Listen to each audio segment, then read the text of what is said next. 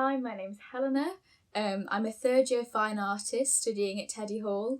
And yeah, I'm going to do a Q&A video for you. Also, I thought I'd make the background, since I'm a fine artist, a little bit jazzy. So you've got one of my GCSE art pieces right behind me there. I am currently in North Yorkshire, which is where I live. Not in Oxford, unfortunately, due to COVID-19. But this is where I'm originally from, in the north, which I lovingly represent down south. But yeah, that's me. My course really is very independently led. You go in there and first you just do basically whatever you want. That might sound daunting, but you really do get used to it. And the tutors, they just start you off and you practice like an artist, which is actually really exciting, I think. So you get your studio space and then off you go. Especially with history and theory as well, that some people really love to ground themselves in the history and theory, and others their art in the history and theory, so they really run along side by side, whereas some artists like myself really are engaged in the history and theory, but it doesn't really go into their practice. But then in first year we have something especially special, which is anatomy, and you're the only art course in the UK that I'm aware of that still has that tie with the medical school, that you're allowed to go into the dissection room with cadavers and study them. And that is a big part of your first year course. You know, every Wednesday it was for us, we would go in the afternoon to the dissection room. You'd learn amazingly all about the muscles and bones and how they work and how they move beneath the skin. And I thought it was incredible. I mean, it didn't really bleed into my art especially, but it was an incredible opportunity to go and witness that, because, you know, when do you get to see that ever? So I thought that was really incredible. But like I said, the course is very practical led. And you have a tutor that comes and sees you every 2 weeks or every week, depending on what the tutor's like. And you have 1-to-1 sessions, sometimes 2-to-1 sessions. You have visiting artists coming. I mean, you have just an abundance of people to come and comment on your work. And that's really how we do it at the Ruskin. So yeah, that's what I'd say. What was the best part about my personal statement? I don't really know, because I did it 3 years ago. As I said, I'm in my final term now, so that feels a long time ago. I mean, I wouldn't say there was necessarily a best part, but I would say that really you just need to make it completely unique to you. There's no point, especially coming from an art perspective, you normally have a lot of artists that you're looking at and aspiring to and all this. And I think especially from A-levels, you come in and you studied and copied a lot of artists. I mean, from my perspective anyway, that's how my school was taught, is that you sort of copied artist styles. And I think the Ruskin and other art schools around the country are looking for you to be completely unique. They want to see what's your, your USP, your unique selling point. They want to see you in a little package. That's what they want in your personal statement. They want to see what drives you to create art. And also they want to see what we call super curriculars. And that might be mistaken as extracurricular, but extracurricular is sort of like Duke of Edinburgh or sports or things like that. And they are all really great things. I did Duke of Edinburgh, sport, things like that, but they're more focused on what you're doing within your subject to further your interest. So if you're really into history and theory and that grounds you in art, what history books have you read? What theory books have you read? What styles are you interested in? What galleries have you been to? What piece of art really engages you, and what does that drive you to want to make? But I think you just need to show, really just heavily focus on what you have as an artist and why you love to make.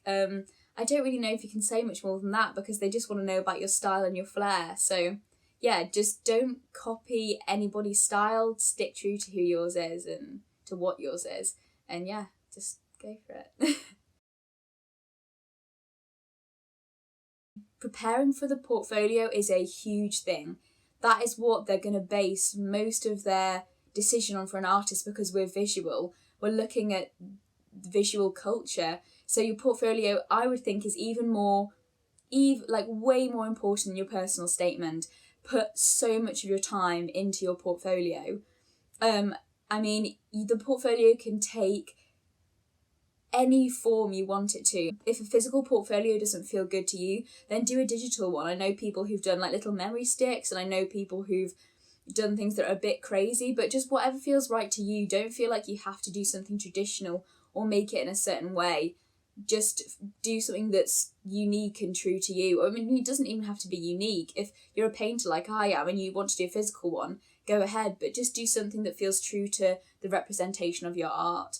But you need to spend a long time on it. I would say really put a long time just seeing what things looked like together, writing about them, knowing them inside out. Your portfolio is what is going to sell you to any university. So yeah, just make it really good and run it by loads of people to make sure that it's as impressive as it could be. Do loads of different drafts. But yeah, you just got to put the time in. Yeah, that's literally it. Okay, so there wasn't actually an admissions test for us before you got to Oxford, but once you got accepted, we had a drawing exam, which was called the drawing exam when I did it, but I think now it's called a fine art exam, because it actually wasn't really about drawing, but the Ruskin School of Art used to be the Ruskin School of Drawing and Fine Art, so I think that's where it changed. But I would say you can't really prepare for it, and I would also advise you not to prepare for it, because I think there's something about going in there, getting your hands on materials and just making in the moment that is going to show off your most creative person. Because I think that when you get in there, you'll get a sheet of questions and there'll be sort of like artistic prompts, nothing really super complex. It'll just be like a quote or a sentence or something. And you just need to create whatever you feel is right in the time. They'll give you loads of materials, and just go wild, go crazy, like do whatever you think is good. I mean, I definitely went in and just sort of did what I liked. And it was nice because everyone's creating together, it's fun, even though it can be a bit scary because you're sort of all in the room together, and it's quite quiet. Just like, you go for it, really get into it and show them what you've got. Yeah, I would say if you go in there with a solid idea of what you're going to do, you're probably approaching it the wrong way, because they want to see what your artistic flair on the spot is like. And if you're trying to squeeze something into one question, like a piece of art, you're just like, oh, this will go into this question, okay, then you're sort of not using your time correctly. But that's what I would say anyway. Just be spontaneous. Okay, so the interview was, I think, really fun. And I know that's really annoying for me to say, because everyone's like, you can't find an interview fun. But I think an art interview is really fun. Because you're looking at your portfolio, which is already brought into the room when you get in there, and it's opened out and you're sort of walking around it and looking at it. And this is when I said you need to learn your portfolio inside and out. I created like a big document about all the things I thought about and all the questions I had around my pieces, so that when I got in there, if they threw any questions my way, I would easily be able to sort of discuss and, talk about it. And if they do ask you a question, don't get quiet. Just speak aloud. They want to hear what your thought process is. They're not looking for a right answer. I mean, if you're watching this and you're an artist, you'll know there is literally no right answer with an art. Everything is debatable. That's probably the whole gist of what Oxford is about, to be honest. It's all about, like, everything is debatable. But I would just say, speak aloud, try and be at ease and confident. There's nothing to be scared about. I think when I got into the interview, I just felt like I was speaking to 4 people who were so passionate about art. They were artists, art professors, art historians, and I thought I was so lucky to be there talking to them no matter what happened. I would also think, when I say about speaking, practice speaking in front of someone or groups of people that you don't know, because that will put you so at ease when you go into your interview.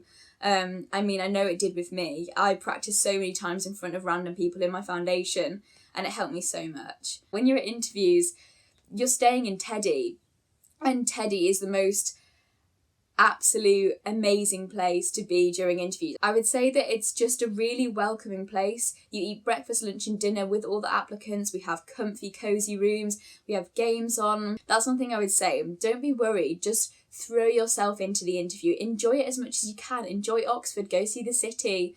Let yourself just be totally immersed by it. I think if you shy away from the fact that this could be where you are actually going to be living and studying, then you're missing out, because you should just embrace the whole thing. And I think that will just make you more confident and more settled when you're there.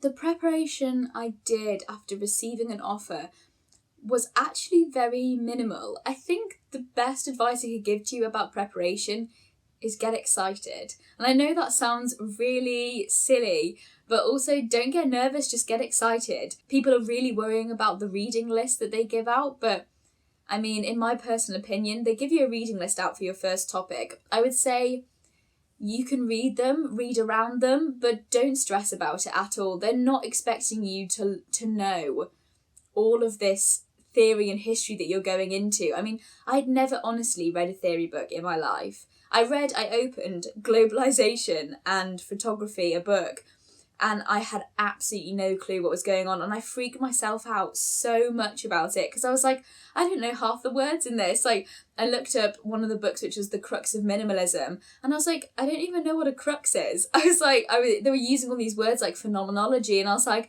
oh my gosh, I'm never going to fit in. Like, I've not heard these words before ever. And then you get there and everybody's in the same boat. You're just going along together and you're learning. They're not expecting you to know anything or be prepared for anything. Just go in fresh and with an open mind. Okay, this is probably my favourite question, because I now get to look, as in my final year, back over the 3 years of what it's like to study at Teddy. And I can just tell you that it's been amazing. I mean, I feel a bit emotional about it because it's now my final term and I'm not going back again. But to study there was just absolutely life-changing. And Teddy is such an amazing college to be at, because it is just so friendly, and it's got such a small little building that you can't even walk from one end to the other without just seeing people and being like, hi, how are you doing? It's such a tight-knit college. I mean, I think one of the reasons for that is because we eat breakfast and dinner together if you're living in college. And that just makes for such a lovely communal feel. Everyone sort of sees each other and is eating together, and it's such a nice break up in your day. I mean, it's amazing for sports. I was netball captain in my second year, and that was just so nice to have. I mean, for sport, Teddy Hall has always championed sport. As well as so many other things like music and arts and drama. But because I was involved in sport, there were always people cheering on the sideline, and it was just like a lovely team spirit. And I love that about Teddy. I feel like everything's a team spirit. Another thing we do is we have such a big focus on arts and culture. We have Teddy Hall's Got Talent, we have, live bar music nights, we have poetry and reading groups, we have drama society. There is so much to get involved in. Arts Week, we just had like an art exhibition in the crypt, which was amazing because you never really get to go down into the library into the crypt. But just studying there opens so many opportunities for you. The Teddy Hall Alumni Network is amazing, and Teddy Hall actually also offers so many bursaries and scholarships. They will help you out with anything you need if you're struggling. There are so many people in the college that will literally jump and say, I'm here to help you. Do not worry about it. We'll help you financially, we'll help you welfare-wise, and you'll be completely sorted at Teddy, whatever problem it is. And just don't be afraid to speak to people, which is what I would say. I think it's got such a kind community, and I just couldn't thank them anymore for the help that they've given me over the last 3 years.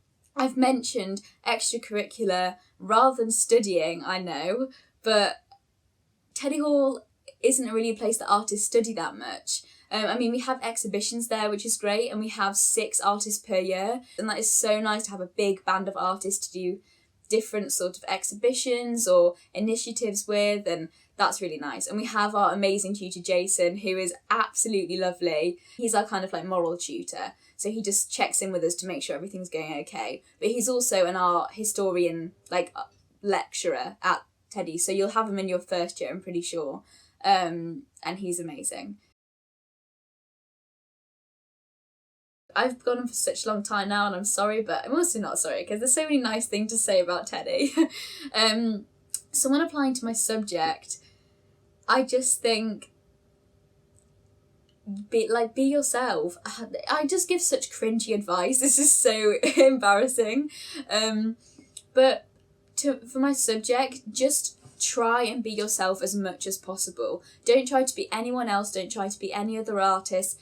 Just really put all your passion into your portfolio, into your interview, and just ask around, ask how people are doing their portfolios, look at artists, go to so many shows, it can make your eyes burst. Go and see what is out there, what is happening in the modern art scene. I mean, you don't have to go to London, there's so many regional things, like I have Mima in Middlesbrough, and there's like in Leeds there's loads of things, and Liverpool and Newcastle's there's Baltic, there's so many places you can go, and you don't have to spend a load of money just going to London, because the more regional you are, the better, the more interesting things you're going to say. So yeah, that's what I would say for someone applying. And just be confident.